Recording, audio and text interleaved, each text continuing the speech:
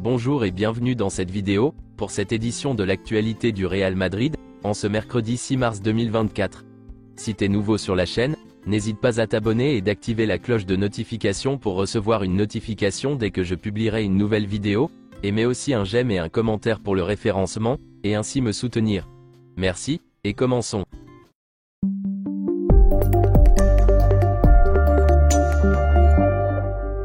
Hier l'équipe a réalisé à la Ciudad Real Madrid son dernier entraînement avant le match contre Leipzig, correspondant au 8e de finale retour de la Ligue des Champions, qui se disputera au stade Santiago Bernabéu ce soir. Après l'échauffement initial, les joueurs ont complété des toros et du travail tactique sur la pelouse. Ils ont ensuite disputé un match sur un terrain aux dimensions réduites, et ont terminé la séance par des frappes et des coups francs. Courtois, Militao et Alaba ont poursuivi leur processus de récupération. Carlo Ancelotti a répondu aux médias à la veille du match entre le Real Madrid et Leipzig. Voici ses déclarations. C'est une opportunité importante de rester en course dans une compétition très spéciale pour nous. Nous devons être à notre meilleur niveau. L'éliminatoire n'est pas terminé, même si nous avons un petit avantage. Nous devons évoluer à notre meilleur niveau de la première à la dernière minute. Le match aller contre Leipzig a été difficile, même si nous avons eu beaucoup d'occasions. Nous devons faire mieux et être plus dangereux dans ce domaine, car le match de demain sera différent. Ils joueront plus en transition que nous. Gérer tout cela au niveau défensif sera très important. Les clés contre Leipzig? Nous avons analysé le match aller, les bonnes choses et les choses où nous pouvons mieux faire. Nous pouvons être meilleurs. Au niveau défensif, nous avons souffert, nous devons être meilleurs dans cet aspect. Leipzig est une équipe dangereuse sur les transitions. Elle dispose d'attaquants très rapides. Rudiger sera de retour et nous aidera dans ce domaine. Nous devons faire un match complet, car cela va nous permettre de remporter l'éliminatoire. Une pensée pour l'arbitre? Il n'y a jamais de tranquillité dans un match où on joue beaucoup cette saison. Nous devons poursuivre notre rêve de rester dans cette compétition, où nous avons connu beaucoup de succès dans le passé. Je ne pense pas à l'arbitre avant le match, et je n'aimerais pas y penser après la rencontre. L'équipe alignée? Je ne vais donner aucune piste, mais j'ai des doutes. La paire Tchouaméni-Rudiger avait été alignée, car Nacho ne s'était pas entraîné et était gêné par une douleur. Nacho est désormais disponible et a les mêmes chances d'être titulaire. Jude Bellingham et le carton rouge? Je n'ai pas parlé de cet épisode avec Bellingham. C'est un joueur qui essaie de tout donner sur le terrain et il est très bon. Le carton rouge de l'autre jour est une erreur. Il était un peu frustré, mais il n'a proféré aucune insulte. La forme de Rodrigo? La forme de Rodrigo est bonne vu ce qu'il apporte à l'équipe dans le jeu, son travail et son implication. C'est vrai qu'il est moins efficace à la finition, mais cela est déjà arrivé.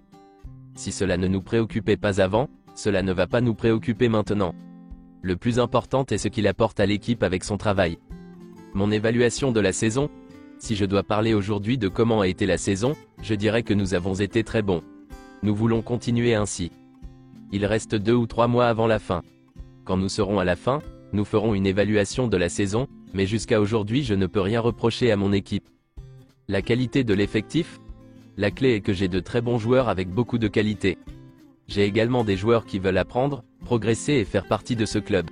C'est important. Mes joueurs acceptent ce que je mets sur la table. Ils donnent tout pour être bons et aider l'équipe. La blessure de Diakaby? Nous avons tous été proches de Mouktar. Nous avons parlé avec lui et nous sommes désolés de ce qui s'est passé, mais avec patience il reviendra. Les blessures sont assez fréquentes en football. Nous avons été proches de lui, et nous l'avons trouvé confiant et avec de l'envie. Il va revenir bien et nous lui souhaitons le meilleur. Le temps effectif dans le football? Le temps effectif sera l'une des règles que l'on appliquera rapidement, pas seulement pour ce qu'il s'est passé samedi. Le temps additionnel et supplémentaire ne sont pas clairs et c'est compliqué. Le temps effectif peut être une solution. Les arbitres? Je ne sais pas ce qui est le mieux ou le pire. C'est très difficile de dire ce qui est meilleur. Il y a des personnes qui sont mieux placées pour dire ce qui est le mieux pour les arbitres. Le bonheur dans le travail? J'aime mon travail, surtout au Real Madrid, car c'est le meilleur endroit pour travailler. Entre souffrance et bonheur, la souffrance pèse lourd car il faut gérer certaines situations.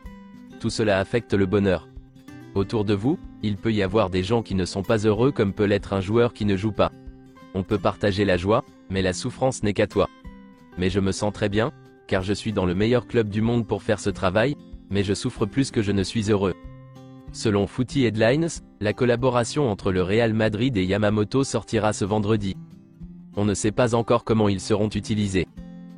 Selon Marca, le Maroc a envoyé au Real Madrid la documentation pour notifier la présence de Brahim dans la pré-liste, pour les matchs du mois de mars. Et selon une autre source, Brahim Diaz est convoqué par le Maroc, pour les prochains matchs amicaux. Luka Modric a été convoqué par la Croatie pour les prochains matchs amicaux à Abu Dhabi. La commission technique des arbitres a notifié à Gilles Manzano son erreur, et l'a envoyé sur la touche. Le nombre de jours d'absence n'est pas connu.